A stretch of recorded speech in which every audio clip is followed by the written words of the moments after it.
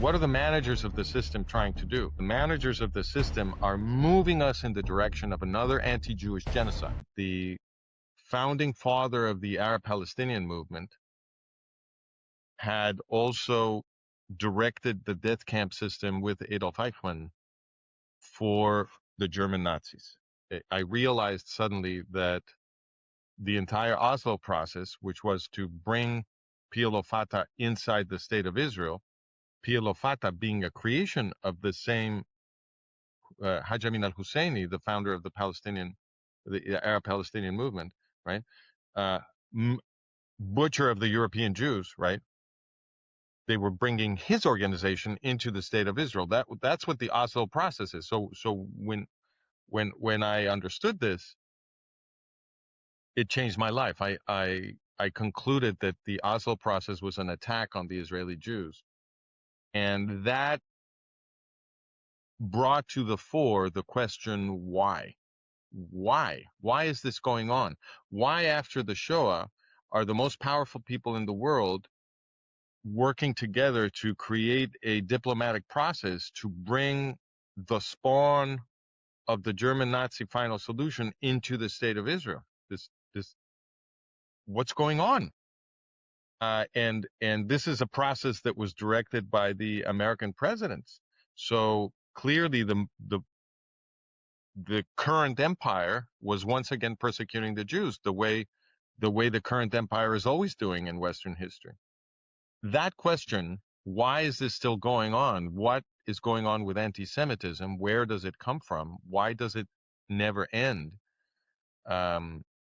That sent me down into a deeper historical research that took me all the way back. So I ended up producing, I'm still publishing it, a 10-volume history of the West, which I call The Collapse of the West, the Next Holocaust and Its Consequences. And the whole point of that is to explain the entire history of anti-Semitism as a central thread in the political history of the West.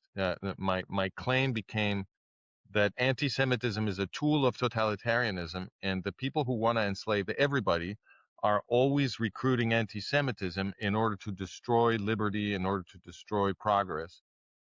And the reason anti-Semitism works for them for this purpose is that the Jewish movement is the one that has been pushing in the opposite direction. In other words, the Jewish movement, based on a slave revolt, the story of Exodus is the story of an Israelite slave revolt against an oppressive Egyptian king. And after the slave revolt succeeds and the former Israelite slaves are in liberty in the Sinai desert, they get a new law, which is a utopian law designed to make sure that these people will never be oppressed again. Okay, so this Exodus story and the law that comes out of the Exodus story that becomes the constitution of the Jewish people. That's the movement for abolishing slavery, for ending oppression, for protecting liberty, for giving rights to everybody, and so forth.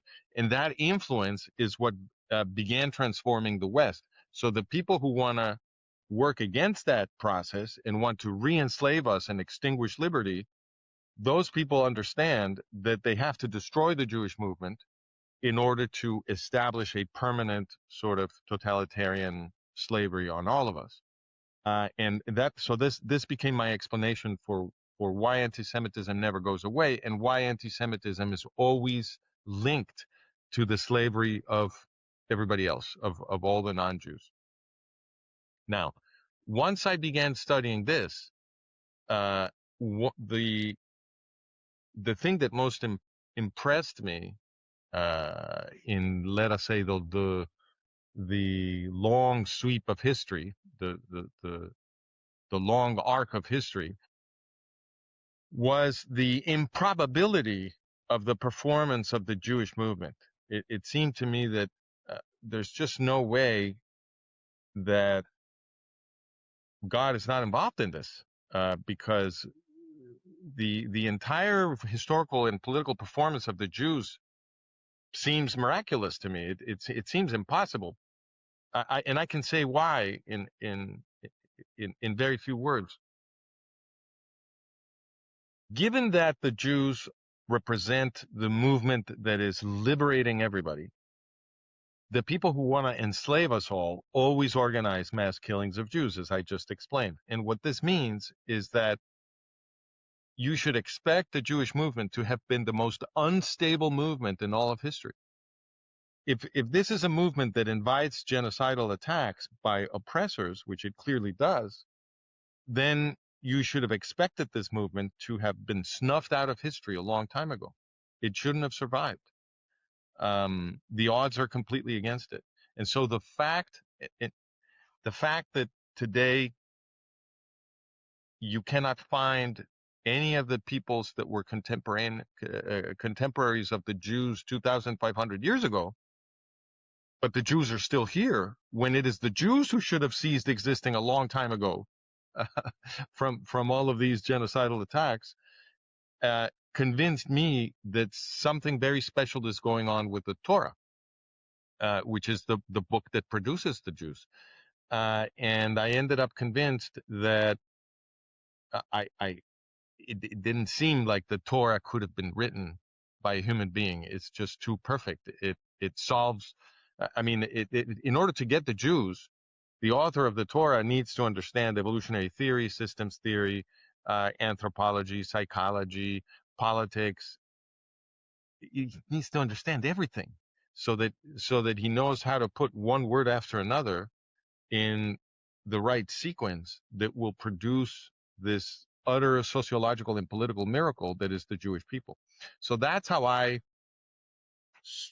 transitioned from atheism, because when I began this research, I was an atheist, into belief. And I had been a Catholic as an adolescent and as a child, but now I became a Noachide, because what all of this work convinced me of was that the true religion is Judaism. It's the religion that has been saving all of us throughout the centuries.